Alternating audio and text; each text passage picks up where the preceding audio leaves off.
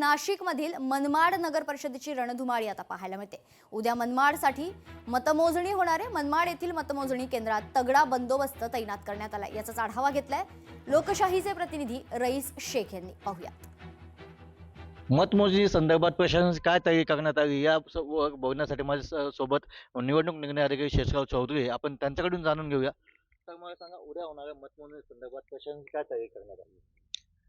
मनमाड नगर परिषद सार्वत्रिक निवडणूक 2025 साठी मनमाड नगर परिषदेमार्फत IUDP येथील सार्वजनिक वाचनालय मनमाड येथे मतमोजणी केंद्र आहे। तेथे साधारणपणे 9 टेबलची व्यवस्था केलेली आहे मतमोजणीसाठी। सदर 9 टेबलवर एक टपाली मतपत्रिकेचा टेबल असेल आणि 1 ते 8 वॉर्डसाठी 1 ते 8 टेबलची सोय केलेली आहे। अशा प्रकारे 1 ते 16 टेबलची मतमोजणी उद्या सकाळी 10 वाजेपासून सुरू होईल आणि अंतिमतः निकाल हा साधारण दुपारी 1:30 वाजेच्या दरम्यान लागणं अपेक्षित आहे।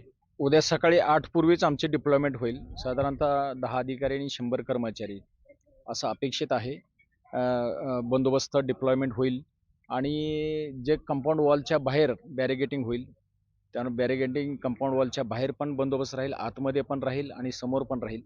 त्याच्यामुळे बंदोबस्ताचं पूर्ण नियोजन करण्यात आलेलं आहे।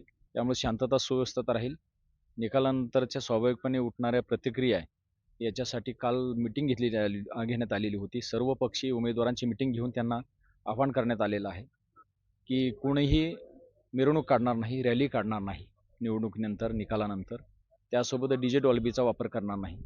रईस शेख, लोकशाही न्यूज, मनमाड।